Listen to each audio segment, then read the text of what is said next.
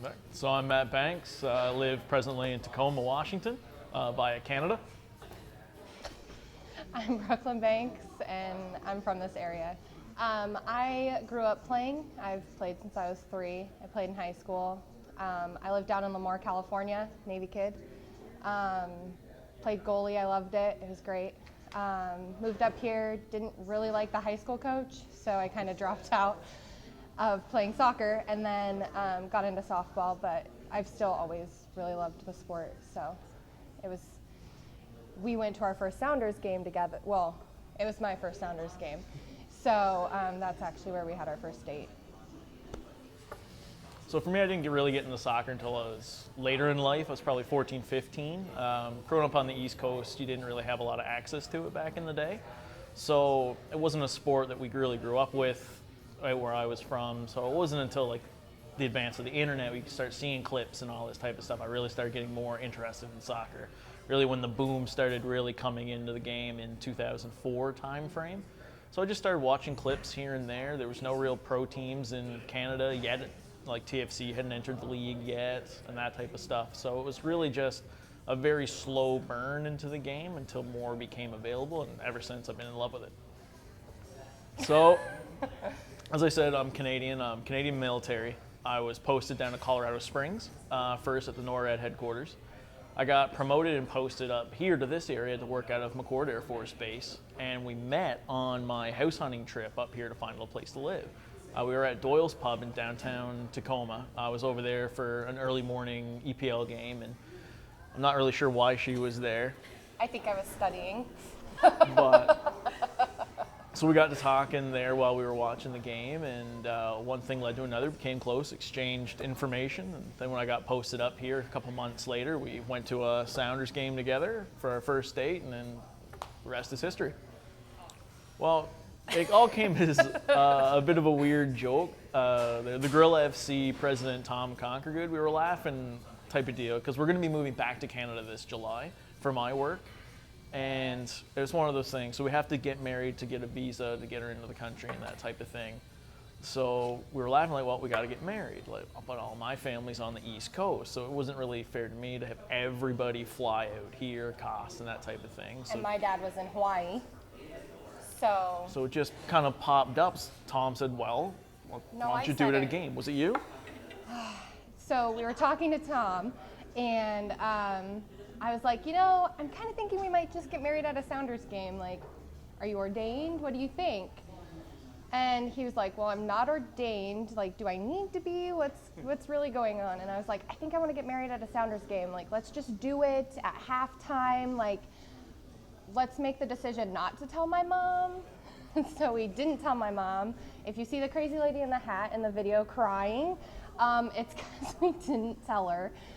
We have suffered the wrath of that with the family, but we did get to FaceTime some of our family members in, so technology's really helped us out there, yeah. In the moment, it was pretty awesome. Again, like 50,000 of our closest friends and family joining us for our special day and all that. And Chad, one of the big funny bits was Chad Barrett's one of my favorite players and always will be.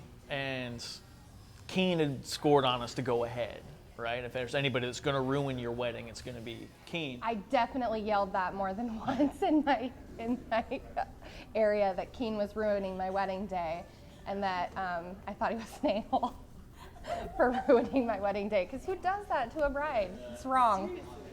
What a douche. So to have Chad Barrett score the winning goal, and come to find out he had originally was going to come up and be a part of the whole thing, because some of our other friends had met him at the around town Sounders player meets.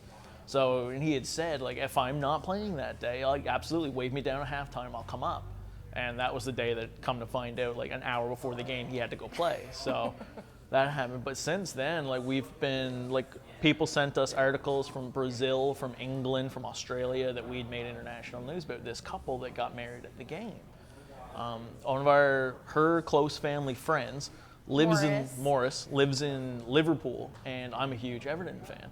So he called Everton to see if they could do something. Like, would you send him a card for a special occasion type of deal? And he got this person that was a huge just dick, in lack of other terms, to him. And he didn't like the service that he was getting. So he called the human resources of Everton and said, like, hey, like, this is what I received, this is why.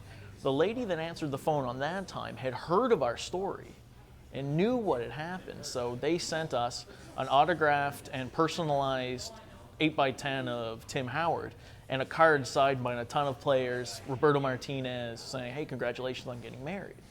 So that was from Everton, like, congratulating us on being married. So that was huge. And our friends who were driving around going to meet the Sounders actually had all of them sign a wedding card for us. So it was pretty awesome. We had some people, like family members, who were not very happy, and some people like, who would do that for their wedding? But the response is always like, did you have 55,000 people at your wedding? Probably not. Probably not. It's amazing. And we You didn't. can never please family members with your wedding. No, I mean we didn't have to pay for it. They're not paying for it. Like, we bought people beer, and Beer and pizza. my friend made my veil. Like, it was intimate, but it was like, oh, there's a lot of people watching right now.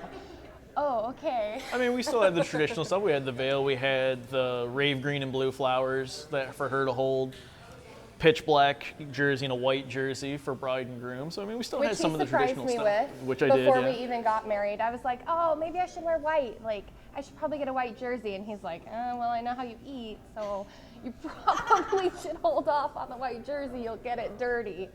Yeah.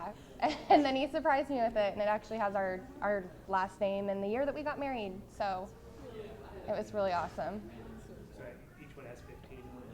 Mine does. His doesn't Yeah, I always have get, anything on the back. I always get North 49 on mine for a fan of the Sounders north of the 49th. Oh,